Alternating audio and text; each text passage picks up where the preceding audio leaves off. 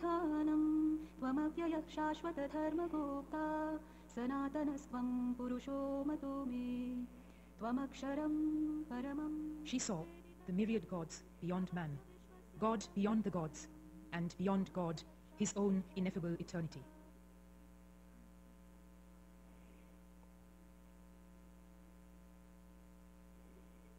And its relevancy in the modern world. We will show, by means of high-tech research techniques, that statements, materials presented in the ancient Vedic literatures agree with modern scientific findings, and they reveal a highly developed scientific content.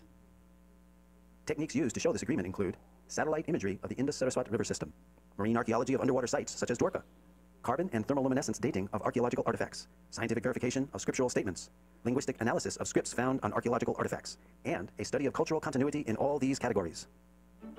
Early Indologists wished to control and convert the followers of Vedic culture. Therefore, they widely propagated that the Vedas were simply mythology. Max Mueller, perhaps the most well-known early Sanskritist and Indologist, although later in life he glorified the Vedas, initially wrote that the Vedas were worse than savage, and India must be conquered again by education. Its religion is doomed. Thomas Macaulay, who introduced English education into India, wanted to make the residents into a race that was Indian in blood and color, but English in taste, in opinion, in morals, and in intellect. However, the German philosopher Arthur Schopenhauer stated that the Sanskrit understanding of these Indologists was like that of young schoolboys. These early Indologists devised the Aryan invasion theory, denying India's Vedic past. They taught that the English educational system is superior. They intentionally misinterpreted Sanskrit texts to make the Vedas look primitive, and they systematically tried to make Indians ashamed of their own culture. Thus, the actions of these Indologists seems to indicate that they were motivated by a racial bias. Innumerable archaeological findings and their analysis have recently brought the Aryan invasion theory into serious question. This theory is still taught as fact in many educational systems despite much contrary evidence. The Aryan invasion theory is that the Vedic Aryans entered India between 1500 and 1200 BCE. They conquered the native Dravidian culture by virtue of their superiority due to their horses and iron weapons. They imported the Vedic culture and its literatures. This Aryan invasion theory, however, deprives the inhabitants of India of their Vedic heritage. The wealth of their culture came from foreign soil. The Aryan invasion theory raises an interesting dilemma called Frawley's paradox. On the one hand, we have the vast Vedic literature without any archaeological finds associated with them, and on the other hand, we have 2,500 archaeological sites from the Indus-Saraswat civilization without any literature associated with them. A preponderance of contemporary evidence now seems to indicate that these are one and the same cultures. This certainly eliminates this paradox and makes perfect sense to an unbiased researcher. Facts which cast serious doubt on the Aryan invasion theory are: there is no evidence of an Aryan homeland outside of India mentioned anywhere in the Vedas. On the contrary, the Vedas speak of the mighty Saraswati River and other places indigenous to India. To date, no evidence for a foreign intrusion has been found, neither archaeological, linguistic, cultural, nor genetic. There are more than 2,500 archaeological sites, 2/3 of which are along the recently discovered, dried-up Saraswati River bed. These sites show a cultural continuity with the Vedic literature, from the early Harappan civilization up to the present-day India. Several independent studies of the drying up of the Saraswati riverbed all indicate the same time period of 1900 BCE. The significance of establishing this date for the drying up of the Saraswati River is that it pushes the date for the composition of the Rig Veda back to approximately 3000 BCE, as enunciated by the Vedic literature itself. The late dating of the Vedic literatures by Indologists is based on speculated dates of 1500 BCE for the Aryan invasion and 1200 BCE for the Rig Veda, both now disproved by scientific evidence. Max Mueller, the principal architect of the Aryan invasion theory, admitted the purely speculative nature of his Vedic chronology, and in his last work, published shortly before his death, The Six Systems of Indian Philosophy, he wrote, "Whatever may be the date of the Vedic hymns, whether 1500 or 15,000 BCE, they have their own unique place and stand by themselves in the literature of the world." It can be scientifically proven that the Vedic culture is indigenous through archaeology, the study of cultural continuity, by linguistic analysis, and genetic research.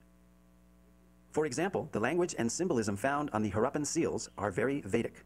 We find on these seals the Om symbol, the leaf of the Asvattha or holy banyan tree, as well as the swastika, or sign of auspiciousness, mentioned throughout the Vedas. Om is mentioned in the Mundaka and Katha Upanishads, as well as the Bhagavad Gita.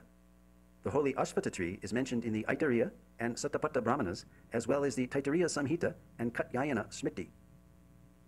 The pictorial script of these Harappan seals has been deciphered as consistently Vedic and termed Proto-Brahmi as a pre-Sanskrit script. This piece of pottery from the lowest level of Harappan excavations with pre-Harappan writing is deciphered as Ila Vartite Vhara, referring to the sacred land bounded by the Saraswati River, described in the Rig Veda. Additionally, other archaeological finds are culturally consistent, such as the dancing girl, whose bracelets are similar to those worn by women of northwest India today, and the 3 stone Shiva Lingas found in Harappa by M.S. Vats in 1940. The worship of the Shiva Linga is mentioned in the Mahanarayana Upanishad of the Yajurveda and is still ardently practiced today. The Vedas were maligned by early Indologists because of their disagreement with their Eurocentric colonialist worldview, a view which produced and depended on the Aryan invasion theory. The fact that the Aryan invasion theory has been seriously challenged recently by scholars and Indologists adds credence to the Vedas as viable, accurate, and indigenous sources of information. Using modern scientific methods such as satellite imagery and dating techniques, it can be shown that the ancient statements of the Vedas are factual, not mythical as widely propagated. High-resolution satellite images have verified descriptions in the Rig Veda of the descent of the ancient Saraswati River from its source in the Himalayas to the Arabian Sea. Pure in her course from the mountains to the ocean, alone of streams, Saraswati hath listened. The mighty Saraswati River and its civilization are referred to in the Rig Veda more than 50 times, proving that the drying up of the Saraswati River was subsequent to the origin of the Rig Veda, pushing this date of origin further back into antiquity, casting further doubt on the imaginary date for the so-called Aryan invasion. This satellite image clearly shows the Indus-Saraswati River system extending from the Himalayas to the Arabian Sea. Here, the Indus River is on the left, outlined in blue, while the Saraswati River basin is outlined in green. The black dots are the many archaeological sites or previous settlements along the banks of the now dry Saraswati River. The drying up of the Saraswati River around 1900 BCE is confirmed archaeologically. Following major tectonic movements or plate shifts in the Earth's crust, the primary cause of this drying up was due to the capture of the Saraswati River's main tributaries, the Sutlej and the Drishtatvati, by other rivers. Although early studies based on limited archaeological evidence produced contradictory conclusions, recent independent studies, such as that of archaeologist James Schaffer in 1993, showed no evidence of a foreign invasion in the Indus-Saraswat civilization and that a cultural continuity could be traced back for millennia. In other words, archaeology does not support the Aryan invasion theory. Marine archaeology has also been utilized in India off the coast of the ancient port city of Dwarka in Gujarat, uncovering further evidence in support of statements in the Vedic scriptures. An entire submerged city at Dwarka, the ancient port city of Lord Krishna, with its massive fort walls, piers, wharves, and jetty, has been found in the ocean as described in the Mahabharata and other Vedic literatures.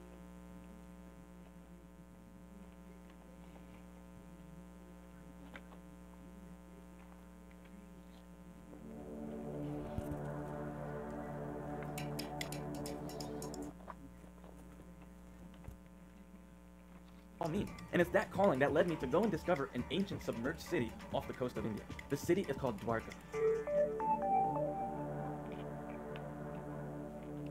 Now, along my journey in learning about this long-lost civilization, I emailed every person I could find associated with the excavations and the archaeological digs that they did many, many years ago. Something interesting started happening.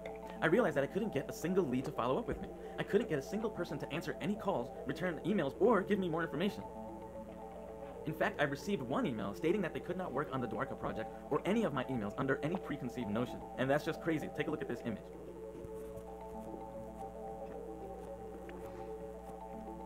That's when I started wondering, what are they trying to hide? And so I decided to dig in further. If what they have discovered could be the oldest civilization known to man with ancient technologies such as flying machines and nuclear weapons, I knew that there had to be something going on here. This just started to smell like something fishy, kind of like a cover-up. And so as my search for the truth got stronger, I couldn't hold myself back anymore. And that's when I decided to book my flight, pack my bags, and fly out to Dwarka myself to see what's going on and why the excavations and exploration stopped. After 3 planes, 2 car rides, and 35 hours later, I arrived to discover as much as I could about this lost city.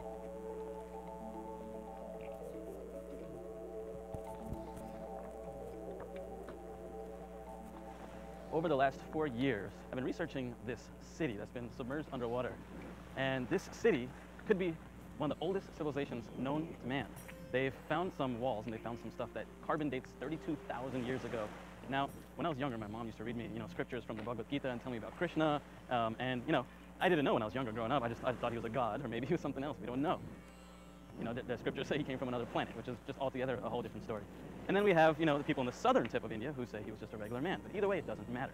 He was a leader and he was a hero to many, and that's what's most intriguing to me.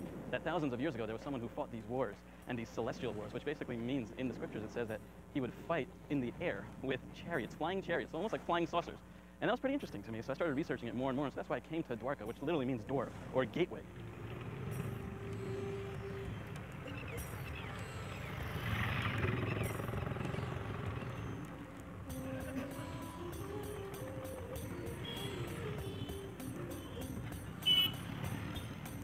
They started excavating this area around here in the 1960s, and they continued it until the 1990s, and then they put a full stop on it. They say that they found 2 cities twice the size of Manhattan off the coast, but this area was actually where they lived for a long time.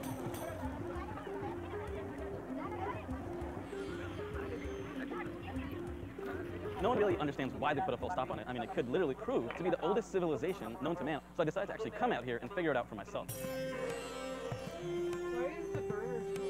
It is. So I didn't know I did. Did you turn it Tomorrow, off? we're actually going to go to the island where the indigenous tribe still lives, where they found some of these artifacts from the Harappan Age, which was, 1500 BC, 2000 BC, and they found a lot of evidence that society existed there exactly around the time of when Krishna was alive, which means that all the stories and everything could actually be proven to be true. This was originally one of the biggest ports in India, thousands of years ago, and it was used to trade, and the spice route and everything was like right along this river here. And so if you look here, this is the main entrance. The river is actually right behind here, and they would come from the river and go straight up into the temple over here.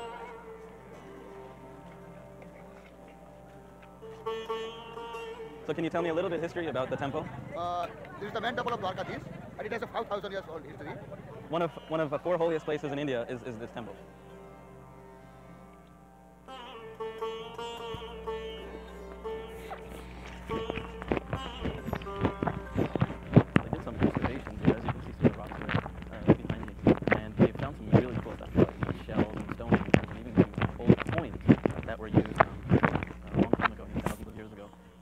Here.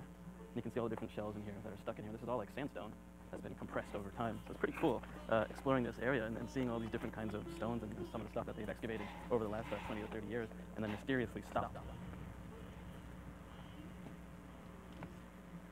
The history of mankind is so unknown, and that's the reason why I'm doing this, because I want the history of man to be actually known. I want the truth to be revealed, right? Everyone's always in search of the truth. Where do we come from? How do we exist? And what are we doing here? My goal in life is to figure that out. So that's why I'm here. And my wife and I started a nonprofit, and the nonprofit foundation is actually going to be for things like this, discovering the origin of humanity. And not just in India and in Dwarka, but around the world too. As I continue down this journey, I want you to join me because I truly believe there is a link from the ancient to our future. What we are seeing around us is very real, and the things we are just starting to discover are starting to all point to the fact that there was at one point a much more advanced civilization that existed before us. What secrets do they know about the world that we don't? How are they able to build such precise structures, understand technology, and travel across the universe? And most of all, who are we? Well, tomorrow I'm headed off to an island where a lot of the excavations were done, and where I can find more information on the previous explorations done here. I'm excited and I can't wait to see what I discover.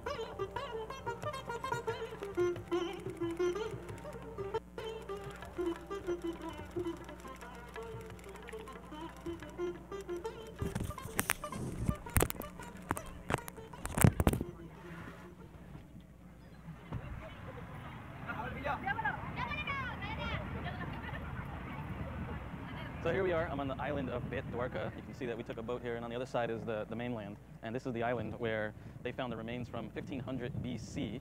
And in the ocean over here, this used to all actually be land. Everything that you see water here, and it was all submerged out all the way into the sea over there and into the sea over there. All submerged where they actually did the underwater excavations. So here, we're actually going to go to a couple temples here and go to a couple of the excavation points. We're going to go and explore, and it's absolutely amazing here. The energy here is absolutely just vibrant. So you see a lot of these women around me and the men around me that are wearing this. They actually have tattoos all around their arms and their necks. And those are the indigenous tribe of this area and also on the mainland that we just came from. And so those people, they actually only speak one language, and that's called Gujarati. And they don't speak English, they don't speak Hindi, which is the national language, nothing.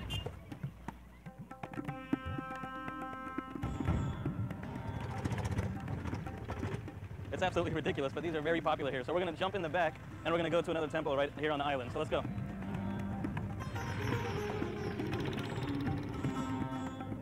So we're here at the other temple, and what they're doing here is everyone is lined up and eating the offering that they've given to God.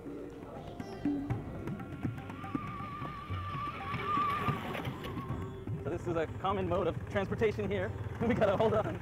These three-wheel motorcycle taxis, and what we're going to do is we're going to go to this other area, and off the coast, off this temple that we're going to go to, is where they've done the excavations in the 70s and 80s and early 90s. So we're going to go check out some of that area.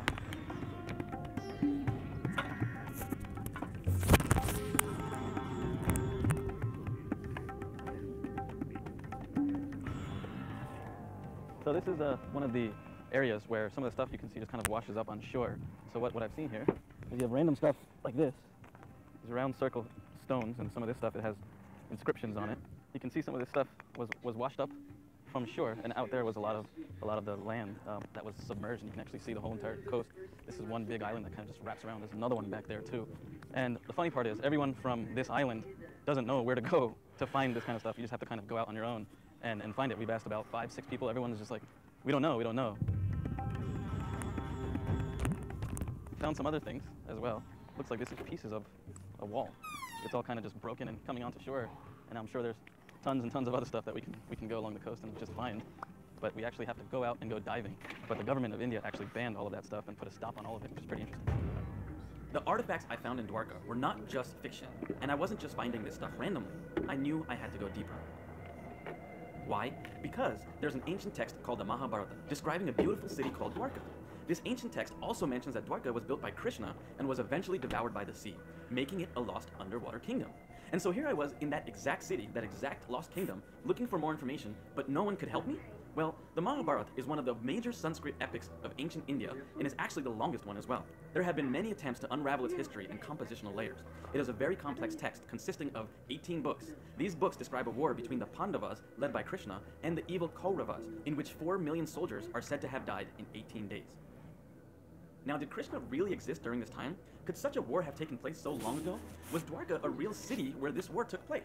Well, prior to coming on this trip, I discovered that the most significant supporting evidence of this war, evidence of Dwarka, evidence of ancient technology, and evidence of Krishna's existence actually came from astronomical references, which were discovered by Dr. Narahari Achar, a professor of physics at the University of Memphis, who is the world's foremost researcher of the astronomical events described in the ancient texts.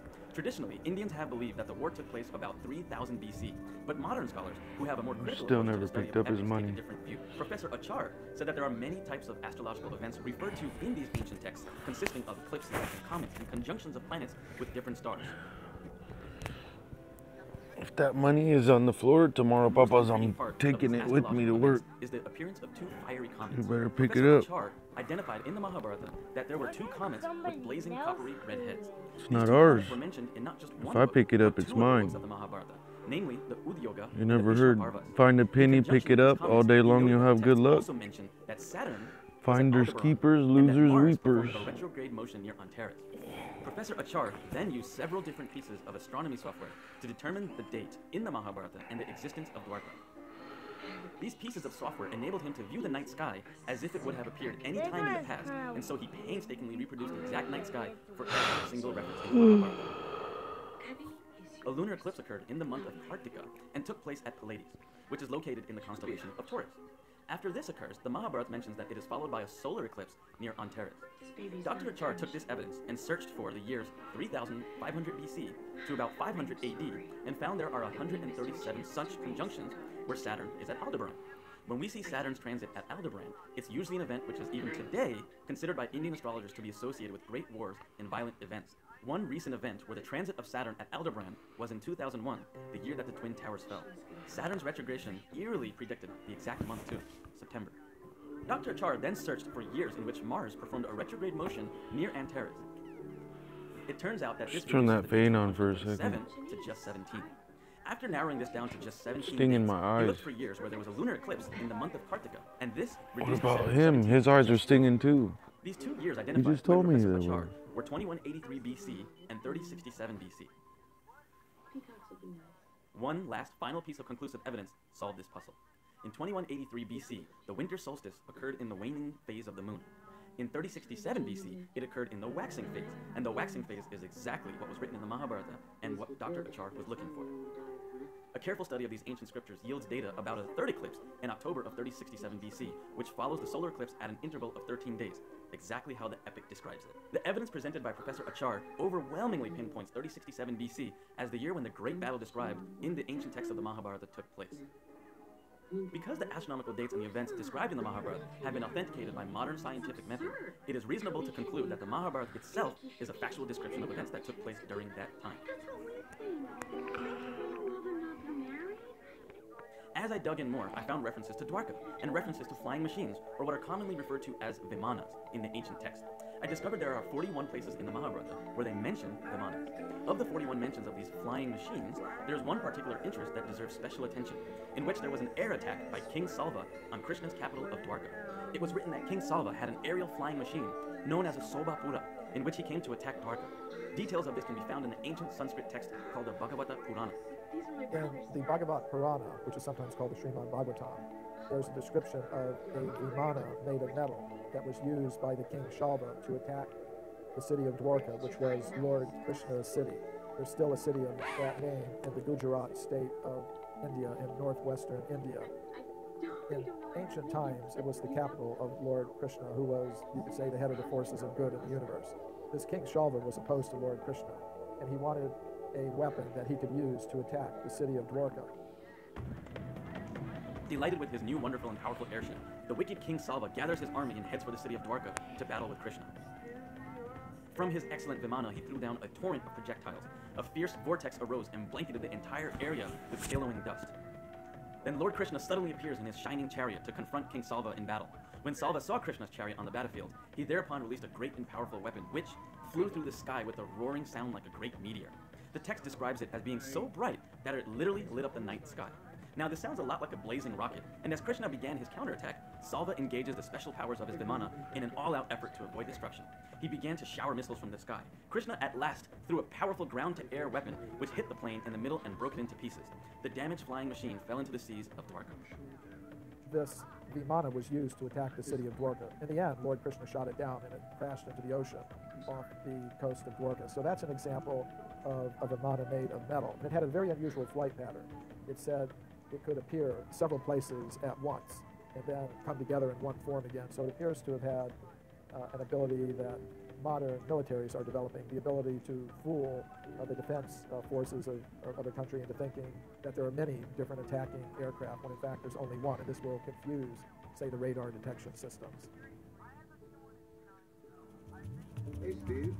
So yesterday I went over to the island of Dwarka, and everyone there, all the locals, all the tribes, everyone just said, we don't really know, anything about the excavations or where to find any of the information, and there's not much on the internet. So it was a bit of a disappointment yesterday. Although I got a lead from someone, one person over there on the island said, go to the mainland and go to the ASI office, which is the Archaeological Survey of India.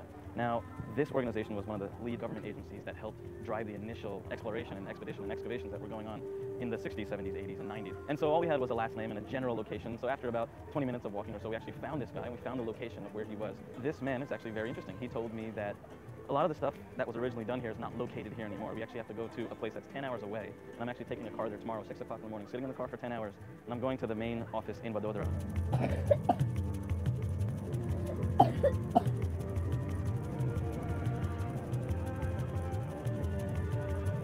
The man at ASI also said that S.R. Rao is the original man who led the excavations here in the 80s, and he discovered tons of stuff, brought all this stuff to the press, wrote books about it, and he said that this is the lost kingdom. This is the lost kingdom of Lord Krishna. He was saying that he was a real person. This is proof that the stories that we hear about this man or this god or whatever you want to call it, this hero, is actually true.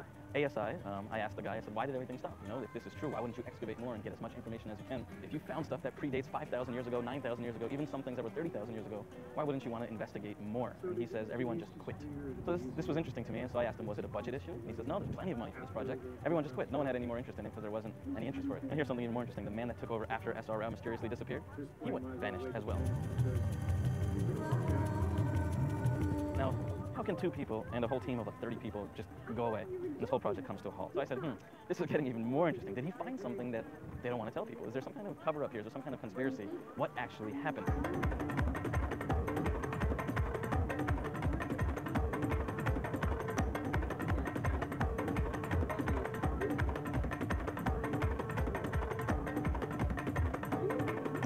So here I am in Vadodara. It took about 10 hours to get here, long journey. And so today in the morning, I went over to ASI, which is the head office that I was told to come to.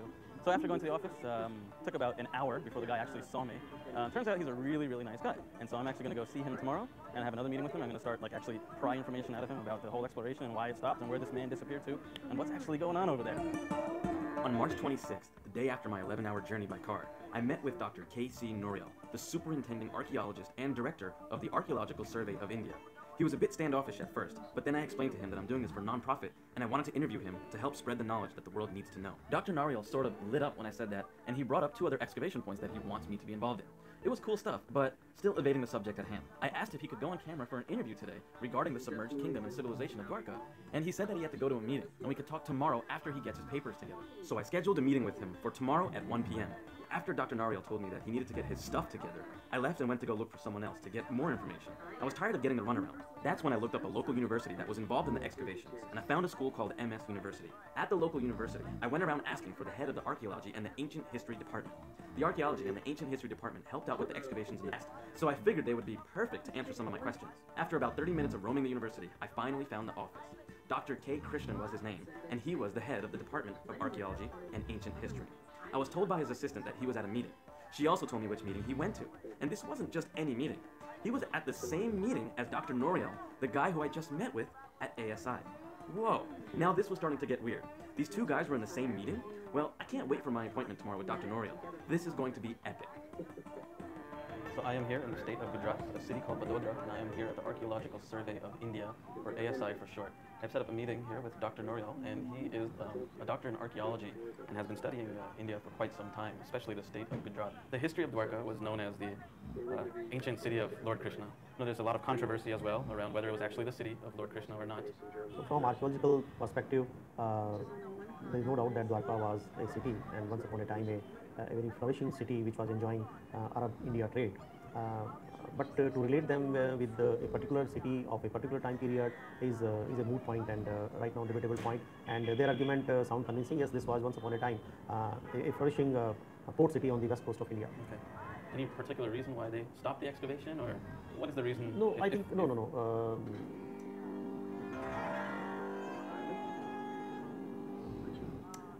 Whenever we undertake any excavation project, we have set goals, aims, and objectives. But if we had found something from so long ago, then why not find more? Is it funding mostly? No. We don't have any problem of funds.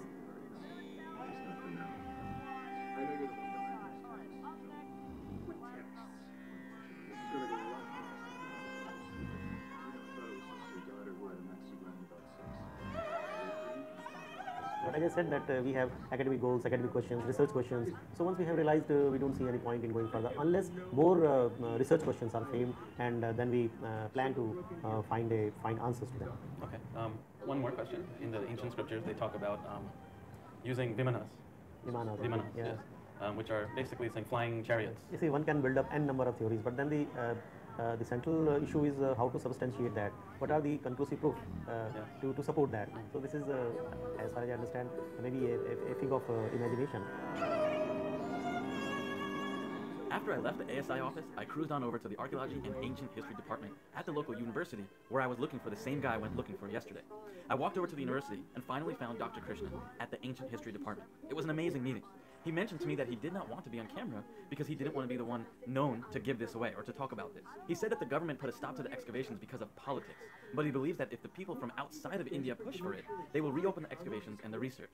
He actually put together a whole entire presentation that he was supposed to present in front of the government about the underwater kingdom, but then the government never got back to him. He is a true believer in having the truth revealed, and he said that he would help me in any way possible. He was totally on my side to discover this ancient civilization submerged underwater. He actually asked me to push forward on my mission. He really believes there's something in the submerged city and civilization, and there's tons of proof. But he doesn't know exactly what they found, and he doesn't have much access to it. When I left, I started to think about what had just happened. So the first guy I met, Dr. Nouriel, at ASI, was somewhat helpful. He avoided the subject on the lost city of Dwarka, but I got some information. He said the politicians and the government stopped the excavations. He didn't say why, but he did say that they put a stop to it. He also said that without proper scientific evidence, he doesn't know if this underwater kingdom had ancient technology, but he also didn't deny it. After I met Dr. Nouriel, I met the professor Dr. Krishnan. They are both in the same town and went to the same meetings. But one told me that there was ancient technology, beings, and civilizations from thousands of years ago, and the other told me there was no proof of anything. Sanskrit scholars and other non-Hindu intellectuals tend to look at such tales as if they were nothing more than highly imaginative mythology with no basis in fact. No doubt over time such stories have been embellished with religious overtones, but the often highly technological details embedded in some of these early texts remain difficult to explain. What's more are these certain objects, such as the ones I have found on shore. These were obviously man-made and carbon datable. They were also found in the 90s by Alok Tripathi.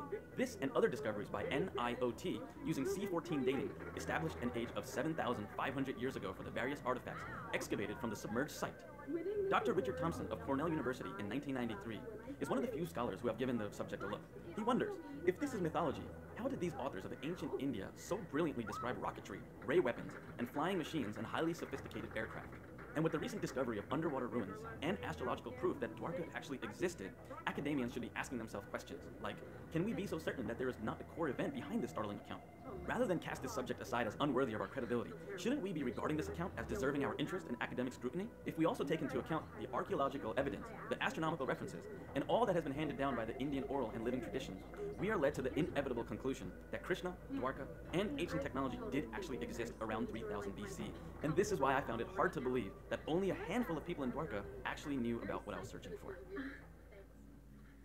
So, the next steps will be to do more research and create more awareness on Dwarka, to push the government to let us do more underwater excavations, because now I have no doubt that there's something there. On my 36-hour journey home, I started digesting everything that had happened to me over the last week. I started wondering why I even went on this trip in the first place. I realized that it all happened for divine reasons. Something was meant to be, and something was meant to happen out of all this. It was almost like it was one big cover-up, and only when I interviewed Dr. K. Krishnan from the university did I actually get some help. I then started wondering how many other places are like this around the world.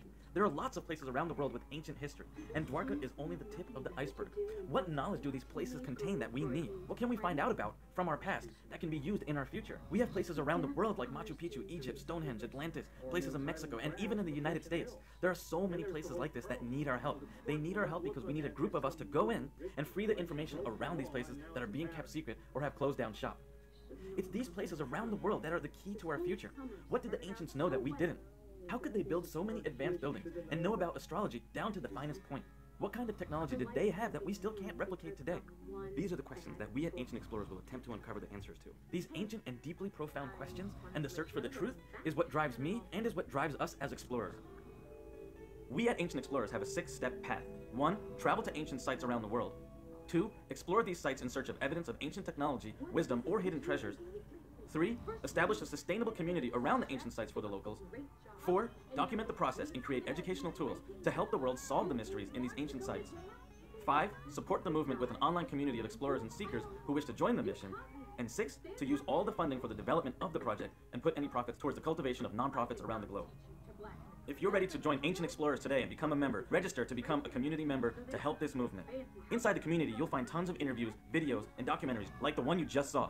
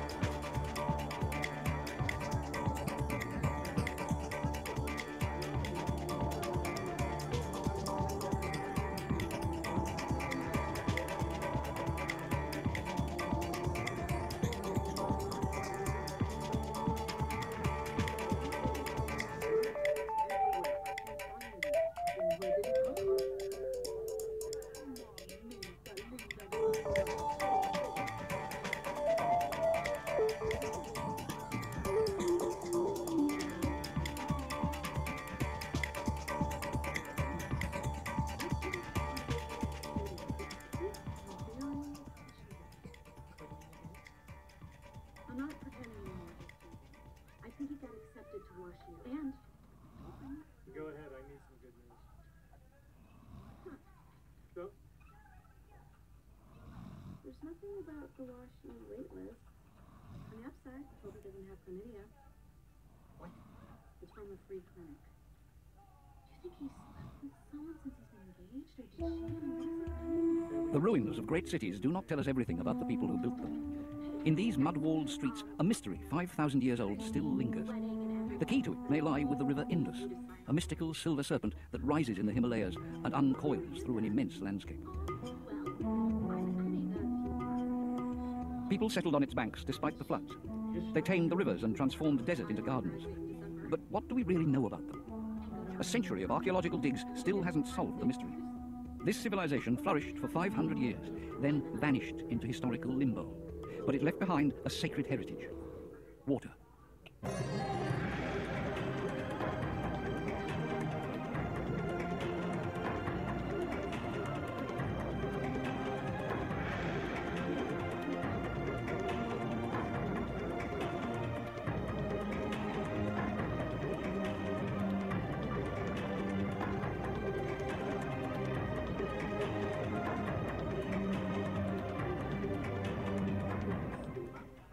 One day at sunrise, after his morning ablutions in the waters of the Sarasvati, Srila Vyasadeva sat down to meditate. The great sage saw certain anomalies in the fibre of the millennium. He foresaw that the life of everything material would be cut short for lack of virtue.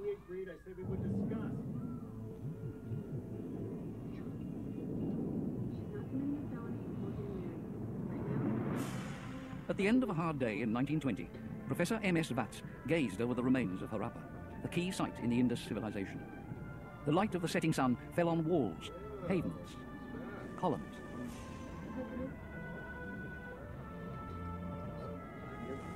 At the same time, several hundred kilometers away, Professor R.D. Banerjee was excavating the ruins of a gigantic city, Mohenjo-Daro.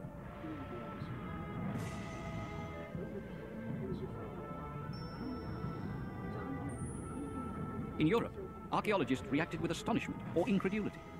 European scholars had always downplayed the extent of early Asian civilizations. Since then, no less than 1,000 sites have been discovered in a region covering 1 million square kilometers. The Indus, born of the Himalayan snows and bounded by Pakistan and India, is 3,000 kilometers long. Its valley was home to a flourishing civilization.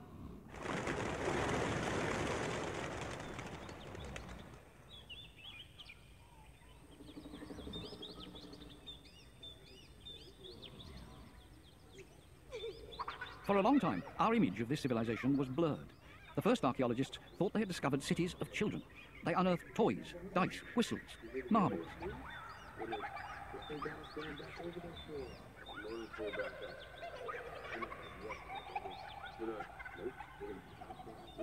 The people seemed oblivious of death and war. They appeared a carefree, happy population, the Arcadians of the Indus.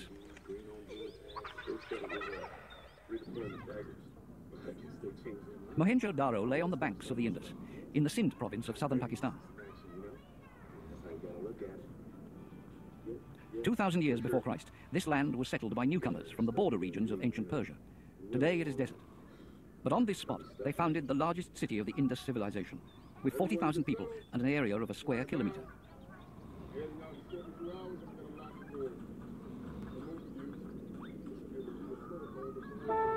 The streets reflect the genius of their builders. The city layout is a model of ancient town planning. Residential blocks are defined by long, straight arteries crossing at right angles. The main street is never less than 9 meters wide. It's easy to imagine it filled with colorful crowds. Imagine the archaeologists' surprise when they discovered that the entire city had a complex water management system. It had 80 public toilets. In the residential areas, every house had a tiled bathroom and its own well. Sewers serviced the whole city. In a unique system for a centre 4,000 years old, drains for wastewater, gutters and water collectors were dug in the main streets. In cul-de-sacs and smaller streets, wastewater was poured into bottomless jars. Some crossroads had brick containers for rubbish disposal.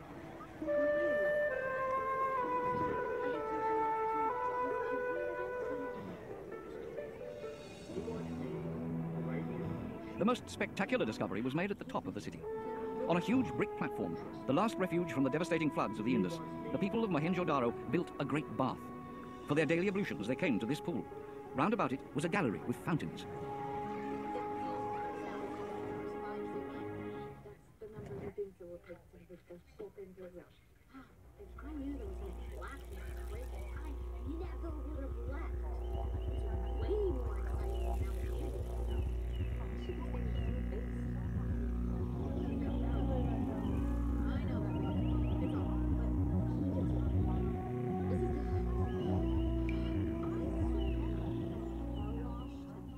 The world is very ancient, and human origins are mysterious and obscure. We try to decipher our past based upon the multiple layers of civilizations whose ruins lay strewn across the planet like pieces of an archaic jigsaw puzzle.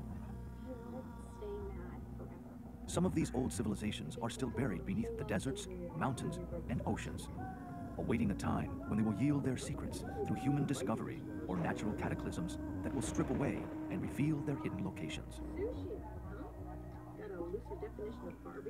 In the unique perspective on history that will be explored in this series, the case for a vaster chronological perspective of history will be investigated, based upon ancient sources hitherto unrecognized by the majority. With limited tools at the disposal of modern sciences, history has been abbreviated into a narrow band that does not sufficiently explain the vast time periods needed to evolve the human form and human consciousness. Deep in our racial memory or collective consciousness lurks the legends and myths of lands and continents that once existed, such as Lemuria and Atlantis. Fabulous stories abound of advanced cultures with their arts and technologies that have risen to great heights and then fallen back into the dust of history once again.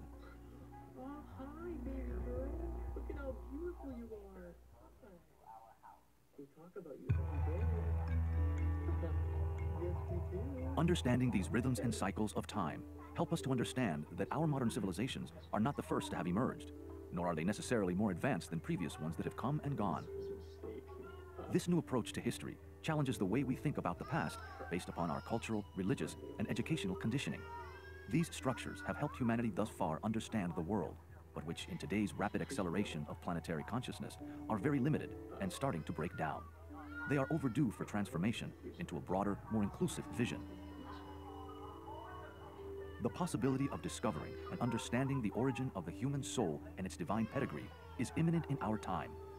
We stand before a doorway leading to planetary illumination upon the greatest mysteries of life, the hidden history of humanity.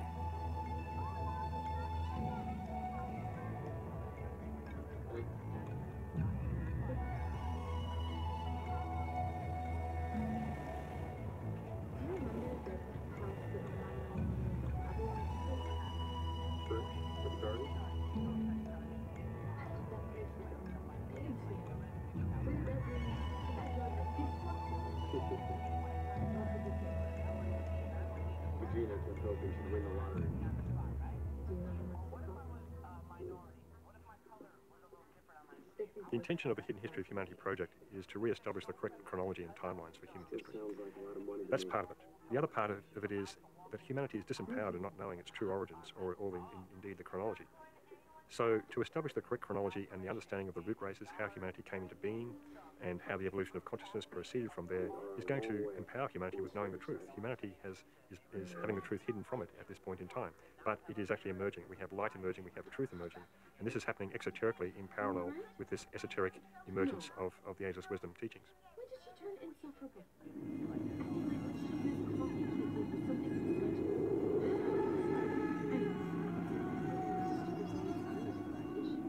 Part of the intention of the Hidden History of Humanity series is to present a chronological sequence of history that demonstrates the evolution of consciousness by humanity, the mystery of when the human soul came into existence and its purpose. This first series will establish a broad structure of understanding for the future series that will elaborate further. Evolution will be traced from before the human race appeared through the stages of the Lemurian, Atlantean, and current root races. It will finish with contemporary humanity that is now transitioning into the sixth root race. It will discuss the evolution that will unfold in the future, always in the context of what has transpired. It has been said that unless we understand our history, then we are condemned to repeat the mistakes of the past. On the scientific side, several key areas will be explored in this history of the root races, such as geology, geography, astronomy, archaeology, and anthropology. From the religious angle, some of the most ancient works will be referenced: the Hindu, Jewish, Persian, Islamic, Buddhist, Gnostic, Celtic, and Christian traditions. You can lay in your bed if you want. Might be more comfy. Investigating the hidden history of the world means that we must return to discover the birth of the solar system, of which our Earth is but one participant. Stupendous questions will be explored as to how this solar system came into existence, with its subsequent planetary schemes, chains, rounds, and globes. I also play drums, and nothing I with those two. Modern science insists upon the doctrine of evolution. So does human reason and the secret doctrine. The idea is corroborated in ancient legends and myths, and even by the Bible when it is interpreted esoterically. We see a bud slowly developing from a seed and a flower from the bud. But what of the seed, with its predetermined program of physical transformation? What about the invisible, therefore spiritual forces which gradually develop its form, color, and perfume? Myself included, may have thought they were a little too young to take this. But when you find The word evolution speaks for itself.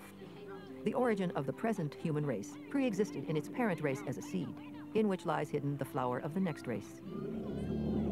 The ancestors of the present elephant and lizard may have been the mammoth and the plesiosaurus. Why should not the originators of our human race have been the giants described in the ancient Hindu Vedas or the Book of Genesis? There are several keys to the mysteries, past, present, and future, of the 7 great root races and the 7 great cycles. Every symbol and allegory is said to have 7 keys, the 7 keys to the entrance of the door of the mysteries, and that each key must be turned 7 times. Well, the ageless wisdom has been called the perennial philosophy as well. It's ageless because it's timeless. It's the same verities and truths that exist throughout all time. And the ageless wisdom teachings come through to us in many forms, through mythology, through various amanuenses who have been transmitters of the teachings from the hierarchy of the Masters of Wisdom, through the ancient Vedas, of course, through the spiritual traditions that exist universally. These various frequencies of the ageless wisdom teachings are available for people to plug into at whatever level of understanding that they have reached thus far in their soul evolution. There are several other keys to this study that include psychology, physiology, metaphysics, astrology, and sacred geometry. The synthesis of even a few of these keys will shed light upon the evolution of consciousness in the human kingdom, the purpose of the human soul, and its existence.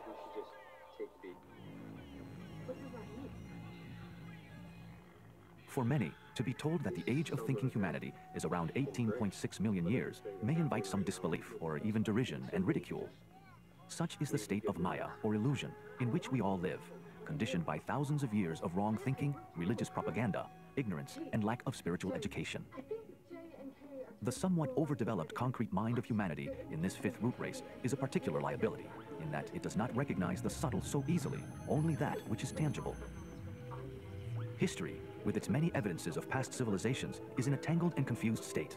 Humanity's approach to our past has imposed upon itself the limitations of dogmatic science and theology, ignoring the ancient traditions that hold the keys to many of these riddles. We live in a time of the approaching astronomical cycle of Aquarius, where the ancient mysteries will be reinstated after thousands of years of being hidden from the eyes and ears of the profane. Humanity stands at the doorway of initiation into the mysteries of history and higher consciousness. There are many isolated strands in history that can be drawn together. There are many facts that can be collated, especially those corroborated by direct as well as inferential evidence found in ancient literature and history. This is one of the fundamental purposes of the Hidden History of Humanity Project's books and video series. Much of this ancient literature is contained within the Hindu Puranas, the Upanishads, the Rig Veda, the Mahabharata, and the Ramayana. This is logical, for the Hindu tradition is the oldest of our current races. In the Puranas, the meaning and chronological order is very clear. We can count generations of the Manus and their series of incarnations as heroes in the old stories. The Manu sets the tone and type of any given race in terms of its evolutionary goal. The ancient book of Manu gives a complete narrative of creation with a chronology of the divine ages of the heroes through to the appearance of man on earth.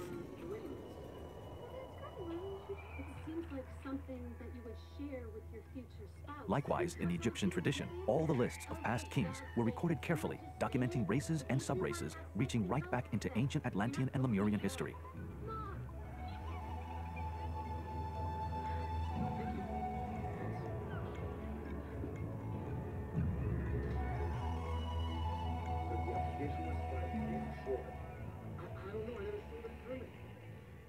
The most recent references to our current 5th root race also us from the Old Testament, where the history of all the human races is contained in the first 6 chapters of Genesis. Much of this will also be explored in this series. Genesis, from chapter 4, verse 16, through to the end of the 5th chapter, gives purely historical facts, taken word for word from the secret book of Numbers in the great Oriental Kabbalah.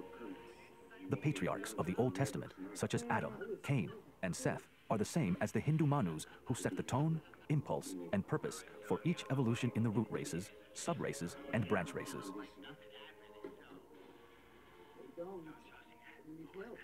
The book of Revelation, chapter 17, verse 10, has preserved a tradition that speaks of the 7 races, where there are 7 kings, 5 of whom have fallen, 1 is, and the other is not yet come.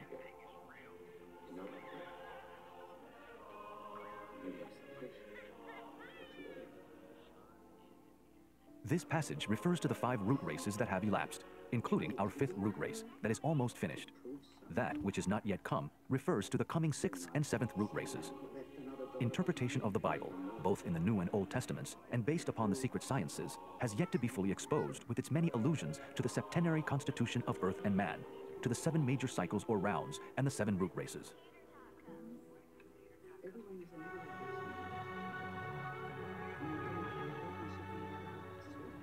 The ancient Greek tradition was also a repository of the ageless wisdom, encoded throughout its wonderful and deeply evocative mythology. The Greek allegories give to Atlas 7 daughters, representing the 7 subraces of Atlantis. These daughters are the mothers of famous heroes, the founders of many nations and cities. Astronomically, Atlas's daughters are the 7 Pleiades. The 2 are connected with nations whose destinies are shaped by the past events of their early lives according to universal karmic law. In the Greek tradition, the root races are divided into the Golden, Silver, Bronze, and Iron Ages, and have an identical correspondence to the Hindu Yuga cycles, such as the Kali and Satya Yugas. The 3 one-eyed giants of Greek mythology are a reference to the last subraces of the Lemurian root race. Hence, we can see the sources of the ageless wisdom or perennial philosophy that lay hid in universal mythology and religion. The same or similar stories are told in all cultures, indicating the consistency and veracity of these ancient stories within the collective consciousness of humanity.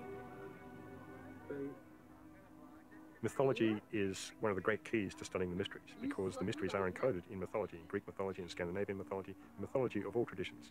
Like music, mythology is one of the great universal languages that we can understand and which anyone can tap into quite easily for understanding the archetypes of the gods that are described in the various stories. In mythology, we have the stories of all the planets and their relationship to one another, personified by the planetary gods. We have Zeus, Jupiter, and Mars, and Venus, and Mercury. They all have these various stories which describe their interrelationship with one another. The ancient wisdom teachings are encoded in all mythologies, East and West. Very pretty.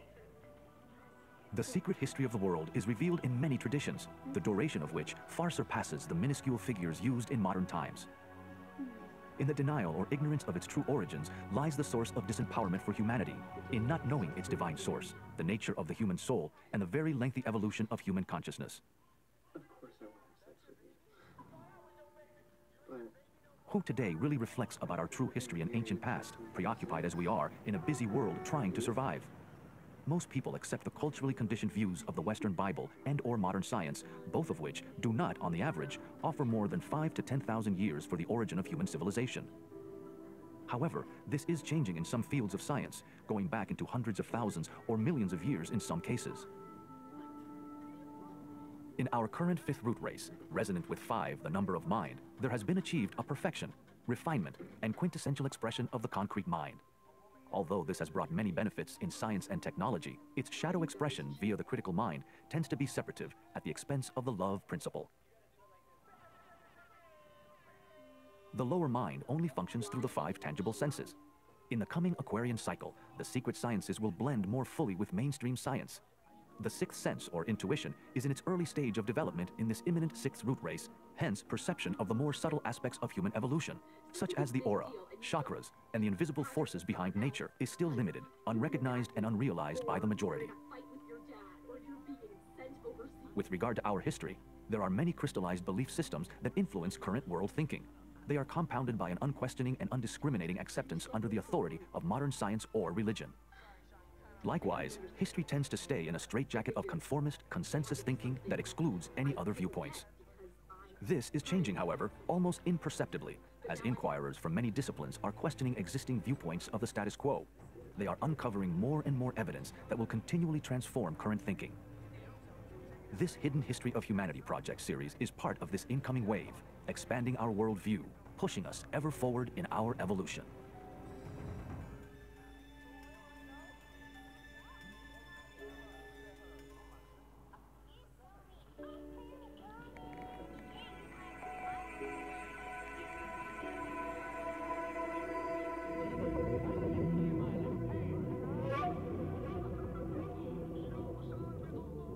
There is one boundless, immutable principle, one absolute reality which antecedes all manifested conditioned being.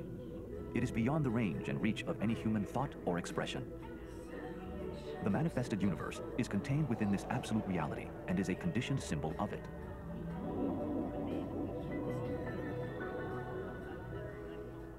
Our planet and the whole cosmic scheme, with its suns, constellations, galaxies, and attendant planets, are part of one great cosmic plan whereby ever-increasing expansion of consciousness occurs. The Buddha said, "Veil after veil will fall, but veil after veil remains."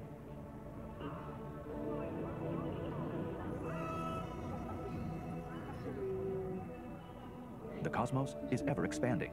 Speculation on the intelligences and hierarchical orders of worlds is evident in many traditions.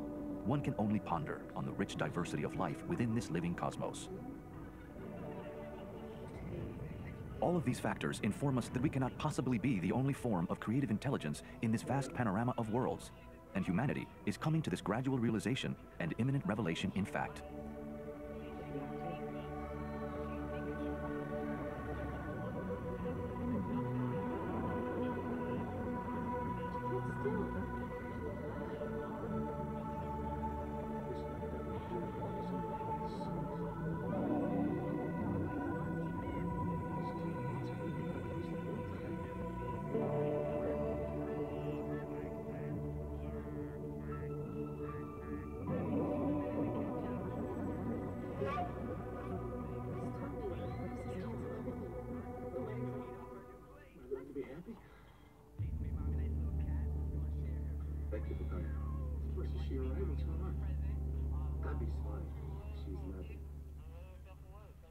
The Earth incarnates over many vast cycles called rounds or manvantaras in the Hindu parlance. These cycles pour through the various so-called globes, chains, and schemes of Earth evolution. We love Abby. We'll always think of her as ours, and as much as I want to come running, every time I hear this... The rounds are enormous periods of time, and there are 7 rounds that correspond to each planetary incarnation or globe of the so-called planetary logos.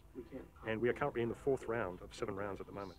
And this has brought about an elapsed time of around about 1.93 billion years. We are halfway through this globe period.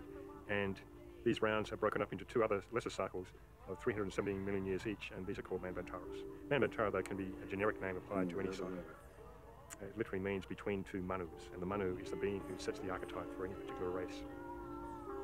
So these 7 rounds are opportunities for the incarnating monads of the planet to gain experience by incarnating upon these streams of energy, which we call rounds, and subsequently find their incarnation into the various root races, sub-races, and branch races. In this diagram of the Earth scheme are 7 large circles called chains. Within each of these large circles are 7 smaller circles called globes. The planets are called schemes because behind the visible outer planet are a series of worlds in more subtle matter called globes and chains. A planetary scheme holds within it the microcosm of the entire solar system. Our planetary logos, which is the ensouling entity of our physical Earth, undergoes many incarnations, which are called globe periods. There are 7 globes that are contained in a chain of globes. These 7 chains in a scheme make a total of 7 times 7 equal 49 globes. They represent past and future incarnations of the life we call a planetary logos, or God, upon our planet. Note that the current incarnation of the Earth is chain number 4, the central chain of the 7 chains.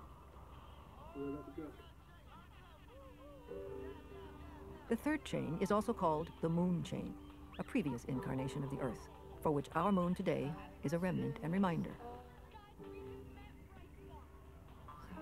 So the rounds and globes and chains refer to the greater picture of evolution.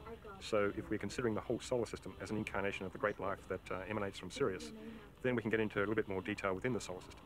Every planet in the solar system is regarded as a planetary scheme, and within that scheme exists the globes and the chains of each particular planetary scheme, which is a microcosm of the entire solar system. So various globes and chains within the Earth scheme are named the Neptune chain or the Venus globe and so forth. And of course, all these planetary schemes within the solar system are connected to one another. In time and space today, our Earth scheme is currently in the 4th globe of the 4th chain, about halfway through its evolution. It is now in the 25th globe. The 1,000 cities of this civilization were scattered over a territory twice as large as France. One of them was on the island of Khadiabet. Desertification has now made it a narrow strip in a sea of salt. We should have stuck to geocache. Still, am I bothering you? The city was Dolavira, a junction for the trade routes crisscrossing the marshy region of Kutch. The Indus builders mostly used brick, unfired bricks for walls and fired bricks for foundations. In Dolavira, archaeologists also discovered monumental stone walls, 15 meters high. The walls testify to the mastery and science of their masons, who must already have been familiar with plumb lines and water levels. Dolavira's carpenters used Himalayan cedar in columns that fitted perfectly into the finely cut and polished stonework. Here too, a complex water system serviced the city. Water was used to clean the streets. It ran off into underground conduits, which carried it beyond the city walls. How could you sleep with someone else? How could you do that? They and I were someone's mate. Well, I don't know who you are then. Just the Ty I know would never do this. Well, I guess you don't know me that well.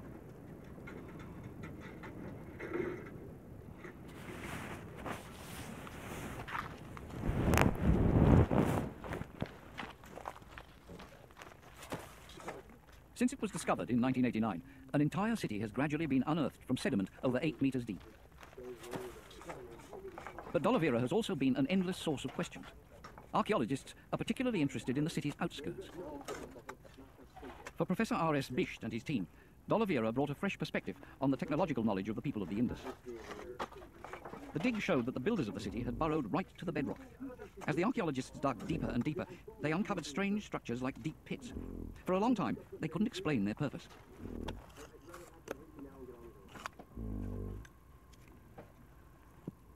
Look at this. It's going deeper, deeper, deeper, deeper. We don't know how deep it is there. You see, I mean, we have already gone down on the 8 meters from the surface. And it is still going deeper. The kind of rock cut reservoir you have seen here. Was this structure part of a defense system? Or perhaps an underground dwelling? How were these walls built? They were constructed with great care. The stones fit exactly, and the wall stands on solid rock, which also makes up the floor of the pit. I am standing in a long and deep reservoir cut through the limestone rock. In fact, this is the first example of rock cut architecture by the Harappans. It is continuing for the eastward on that side, for the westward on that side. We have already confirmed the western end of this reservoir, which lies 85 meters away further west. Dolavira finally yielded up some of its secrets. Professor Bisht believes that the city had 16 reservoirs all around it. Thanks to his work, the city plan can be recreated after 5,000 years. Dolavira was surrounded by 250,000 cubic meters of precious water.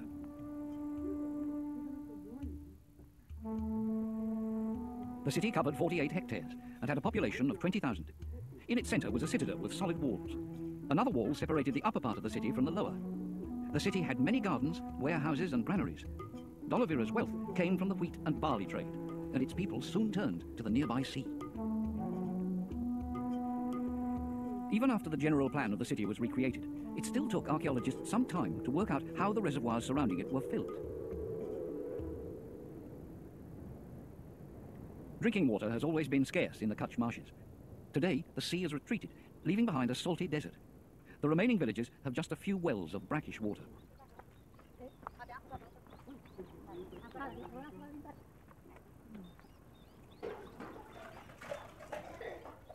And yet the people of the Indus survived in this hostile environment. 5,000 years ago, in a land alternately burnt by the sun and swept by floods, a civilization grew up because it knew how to manage water. Every year in July, the monsoon covers the Pakistani countryside in a blanket of rain. That's when the Indus, swollen by the melting Himalayan snows, breaks its banks. It spreads everywhere, covering the earth with a coat of clay. But the floods are not considered a calamity. People welcome and respect them as a godsend. Their properties are mainly out of reach of the rising waters. How did the people of the Indus manage to tame the devastating floods 5,000 years ago? The archaeologists found the answer in the ground around Dolavira. In dry riverbeds, which become torrents during the monsoon, they found traces of stone structures. These were the remains of dams built to control the flow of water.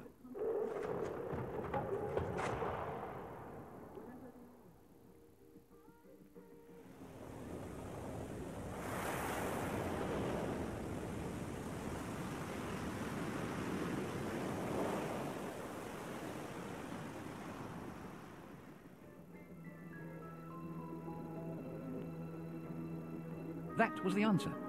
The people of D'Oliveira changed the course of rivers to fill gigantic reservoirs, the largest of which was 79 metres long and more than 7 metres deep. Nor was that all. For the water to flow from one reservoir to another, the architects had to use the natural incline of the terrain. The upper city, into which the water flows initially, is situated 13 metres higher than the lower side. That was how they retained the water. Aqueducts carried it to the heart of the city. The stored water also made it possible to irrigate the fields for most of the year.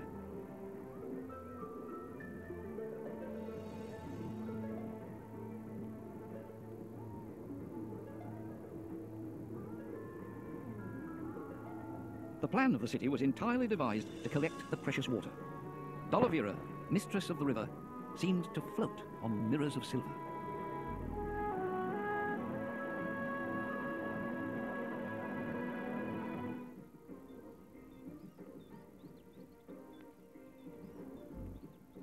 The ruins of D'Oliveira are now silent. The relentless heat splits the stone. Water no longer flows in the streets. And yet, a strange atmosphere surrounds the visitor. For this city worshipped water more than any other. The citadel at the top of the city also had an ingenious system for collecting rainwater.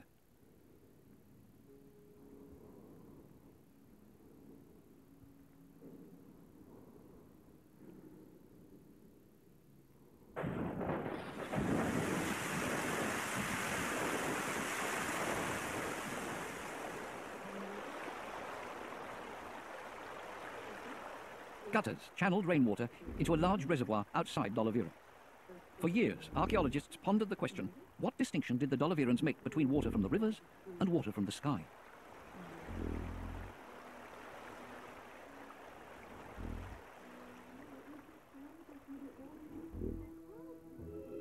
For the people of D'Oliveira, water was the fundamental element in their survival.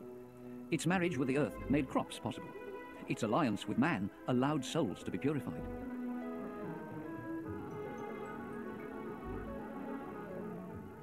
In the heart of the citadel was a sacred place.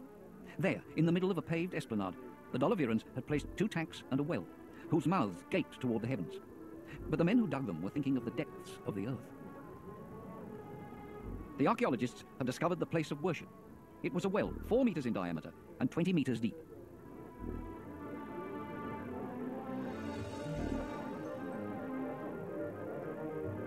Women came here to draw water. The edge of the well still has the grooves where the women drew up their water skins with ropes.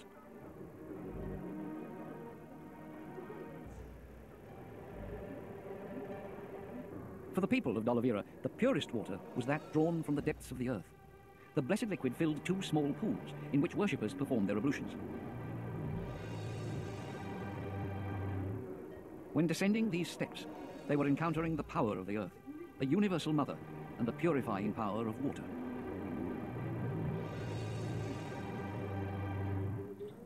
D'Oliveira is no longer in the path of any river. No splash or trickle disturbs the silence of the ruins. Another mystery has long haunted this region. Civilization developed along the river Indus. So why are most of the rediscovered cities in the middle of inhospitable sand deserts? Why do they dot desert valleys? To answer these questions, archaeologists point to an Indian folk song.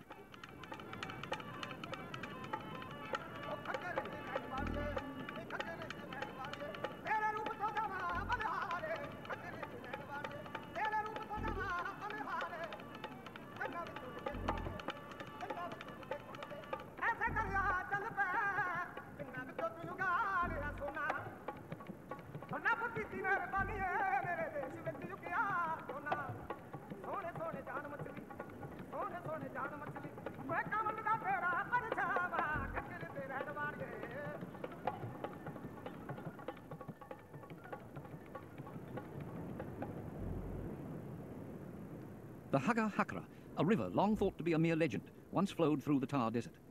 The river has now disappeared, but not without trace.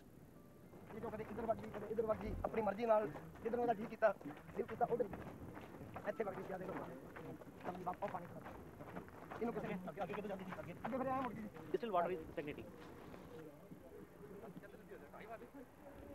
There is satellite imagery, one thing. Second, the kind of earth we have here is clearly dried up riverbed where we are standing upon. Second, third, evidence of water is still existing there. Otherwise, there was no point of having water there. It is no pond. It is part of riverbed. So these three evidence. 4,500 years ago, a powerful river flowed through this plain. So the Hagar Hakra, said to have risen high in the Himalayas, was not a myth after all. While excavating some unusual earthworks, archaeologists discovered dikes that protected fields from flooding. They found the same brick walls, the same system of water management, the same dams. Today, geologists have even found the water. 4,000 years ago, a powerful earthquake changed the course of the river. It shifted further east, towards the Ganges basin. But the groundwater artery was still there, just a few meters beneath the surface.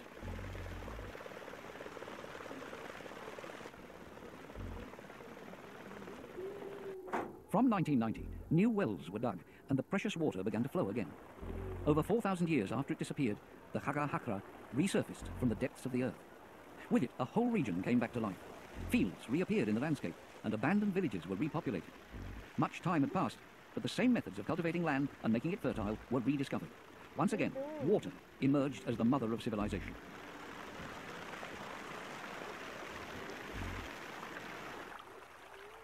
"2,000 years before Christ, fields of wheat and barley surrounded the cities between the Indus and the Hagar Hakra.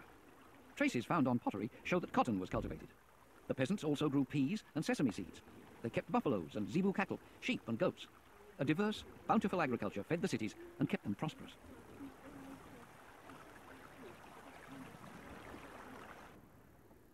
Soon villages appeared in the most remote regions of the vast country. Civilization was spreading. In the walled cities, artisans were able to perfect their skills. Every city had its craftsman's quarter. Ideas, methods, and inventions spread together with trade. In the markets, in jewelers' workshops, scales and weights appeared. The streets teemed with hard-working populations. Stonemasons fashioned new tools, such as jasper drills or polishing stones.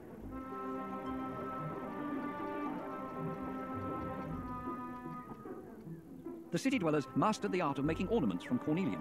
They made weapons, mirrors, and razors, and they excelled in woodwork.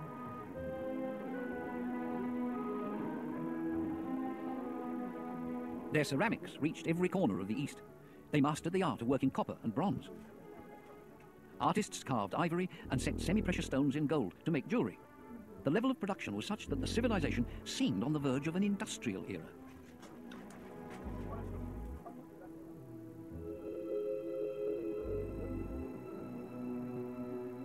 With their first trading journeys, the people of the Indus took care to mark their products with clay stamps or copper plates. But their favorite method was seals.